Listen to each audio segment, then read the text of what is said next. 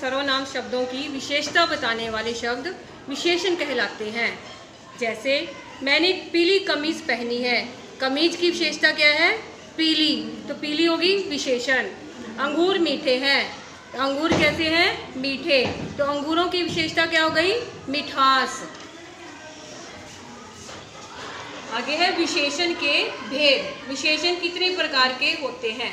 पहला है गुणवाचक विशेषण, दूसरा संख्यावाचक विशेषण, तीसरा परिमाणवाचक विशेषण और चौथा है सार्वनामिक विशेषण। तो ये विशेषण के भेद हो गए। दोबारा दोहराते हैं विशेषण के भेद। विशेषण के 4 भेद हैं: गुणवाचक विशेषण, संख्यावाचक विशेषण, परिमाणवाचक विशेषण, सार्वनामिक विशेषण। तो पहला हम देखेंगे इसका गुणवाचक विशेषण। जिन शब्दों द्वारा संज्ञा या सर्वनाम शब्दों के गुण, दोष, स्वाद, रंग, आकार और अवस्था आदि का बोध हो उसे गुणवाचक विशेषण कहते हैं। जैसे प्रिंस बहुत अच्छा चित्रकार है। प्रिंस की क्या विशेषता हो गई? चित्रकार, तो बहुत अच्छे चित्रकारी कर रहा है तो उसकी विशेषता हो गई चित्रकार। अंगूर बहुत मीठे हैं, अंगूरों की क्या विशेषता हो गई? मिठास, तो ये गुणवाचक विशेषण है। दूसरा है संख्यावाचक विशेषण। संख्या से पता चल रहा है किसी भी काउंटिंग या किसी की संख्या बताना, किसी भी संज्ञा, जिन विशेषण शब्दों द्वारा संज्ञा या सर्वनाम की संख्या का बोध हो वे संख्यावाचक विशेषण कहलाते हैं।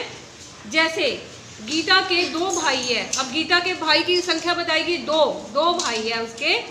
टोकरी में 4 सेब पड़े हैं और टोकरी में सेबों की संख्या बताई गई है, कितने सेब पड़े हैं? 4 सेब, तो ये हो गई संख्यावाचक विशेषण।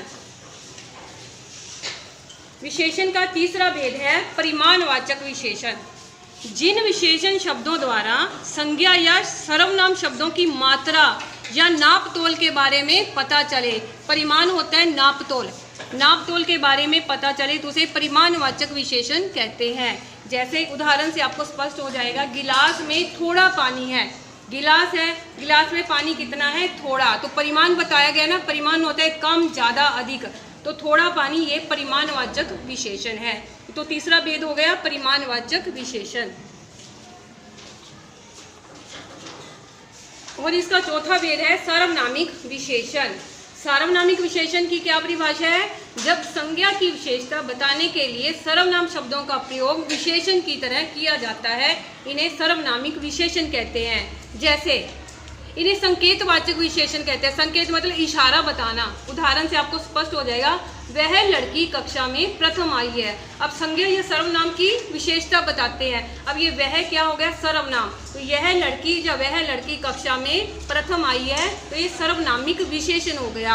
अब दूसरी उदाहरण देखो, यह कुमुद की सहेली है, यह कुमुद की सहेली है, तो इसमें यह इशारा किया हुआ है यह सहेली किसकी है? कुमुद की, तो ये संकेतवाचक विशेषण हो गया। विशेषण और उसके भेद विस्तार सहित पढ़े हैं। धन्यवाद।